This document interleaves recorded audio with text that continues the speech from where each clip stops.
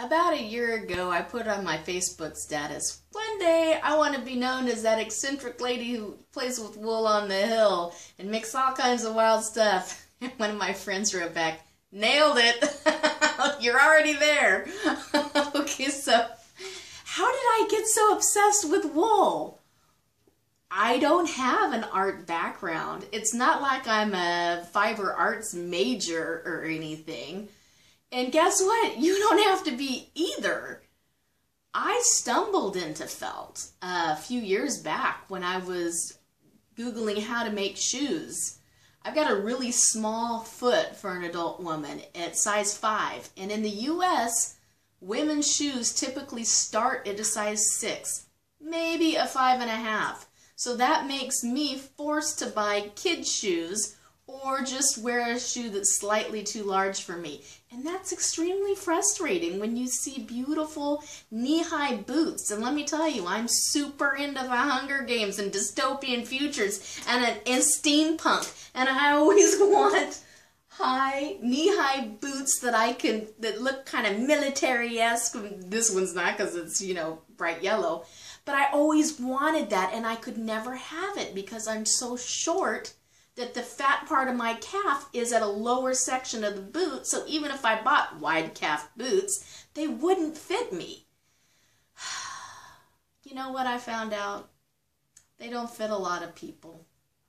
Whether you're curvy or shorter, petite, or whatever, the mass market does not necessarily cater to you. And sometimes you have to just pull yourself up by the bootstraps, literally, and make your own. And it turns out it's not hard. It takes a little bit of time, but in the grand scheme of things, you might spend that much time shopping on the internet and in physical brick and mortar stores to find those shoes. Why not make something that you love, right? So you say, okay, Christy, I get that you wanted to make shoes, but how did you do it? Well, I owe it all to YouTube, as a matter of fact. I 100% learned to do every single thing I know how to do with fiber on YouTube. Learn how to spin some yarn? YouTube. Learn how to knit? YouTube. I already knew how to crochet. Learn how to make a pattern for a garment? Learn to do it on YouTube. I swear, hand to God, that is exactly where I've learned. It's like the school of YouTube. That's what it is. Because why? Well, not because I can't afford to go to some kind of interactive, lesson thing, but because I have little kids. My youngest is 5. When I started felting, she was, how old was she? She was 2. She was 2 when I started felting. I couldn't just pick up and go for a 3-day thing. My husband would not be cool with that. Now my oldest is 11 and I've got a middle one that's 9. But a few years ago they were young. They a preschooler and she wasn't in preschool, but she was like first grader. And so yeah, I wasn't gonna pick up and take off for days at a time and go do an intensive artist thing. And I certainly wasn't going to spend, hundreds of dollars or even thousands of dollars to learn how to do something that just was a hobby. I learned it all on YouTube. And if you're on YouTube, you might be doing the same thing. Now, why felt? Why wool? Oh my gosh, wool is the most forgiving, easy to learn thing on the planet. People are constantly saying, oh, but you're artsy. No, I'm not. I am now, but I wasn't. I'm a social worker. Well, State was a social worker, psychiatric social worker, then a hospice social worker, and a geriatric social worker, and then I stayed at home with just taking care of my military husband because, I couldn't keep up my career and move. And then we had kids, and I was focused on that. I didn't have time to read a book, let alone take up some kind of art thing. And certainly wasn't going to go to college again to go learn that. No, I learned it on YouTube. The first thing I saw on YouTube when I started Googling how to make shoes, and I realized that felt shoes was the way to go, I found needle felting. Now, if you're a felter, you know all about needle felting. There's tons and tons of awesome needle felt tutorials out there. I mean, great ones. I was very much impressed by Serafina Fibers. There was a lot by Living Felt. And there's a lot of people who make needle felt kits, and you can just follow right along on YouTube. It's brilliant, amazing. So I started making like little figures, and then I found that every time I started to play with wool batting or roving, I kept wanting to make faces. So then I started making like faces of my children, and then I started making faces maybe just to see if anybody could recognize them. I made, you know, faces of famous people. And then I started to go back into animals, and animals are interesting. You know, I always have to study their anatomy to get their proportions right. It was very challenging and very fun.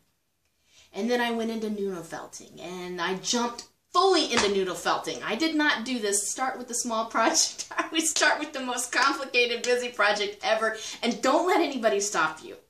Some people who are into felting, I have to say, have a little bit of a snobby aspect to them, because they're like, you must come to my, you know, extensive hands-on workshop in order to learn my special techniques. Okay, stop discouraging people. They've really expressed an interest in felt, which is awesome. It's not hard, okay? It's been going on for thousands of years. They are brilliant and smart individuals who are capable of doing what you do. Well, and so I believe that felting techniques should not be hidden. They should be shared so that everybody else can be like, I'm a rock star, I made something amazing.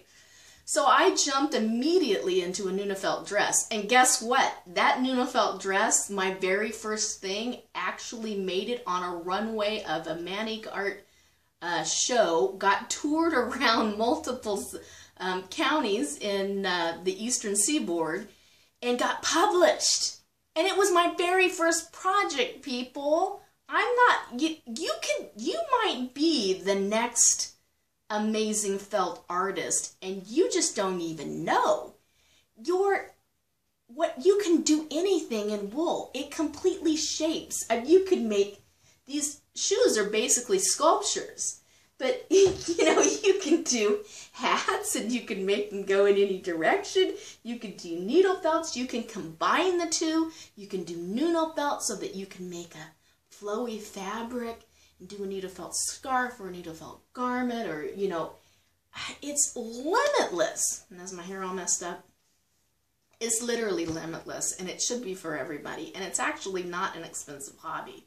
I mean, you can make it expensive, but you don't have to. You can start out very inexpensively. So let's get into it. I would love to share everything with you. Now, I do everything now. I spin, I knit, I crochet, I make patterns, I Nuno felt, I dye, I echo print. What's echo printing? Making your own patterns with leaves and stuff, like putting the image of the leaf onto fabric. It's crazy fun. And then I make my own dyes also. So I've amassed a lot of information over the years, and I'm just about sharing it, really. I really am. You know, I think that YouTube has an amazing platform. I'm not into making a giant multi-million-dollar business out of this. I'm pretty much just into sharing the information. So come forth and bring all your friends, please. Please bring all your friends. And if you speak another language, feel free to translate this and make it available in your native language to others, because felting should be shared. Am I right? Talk to you later.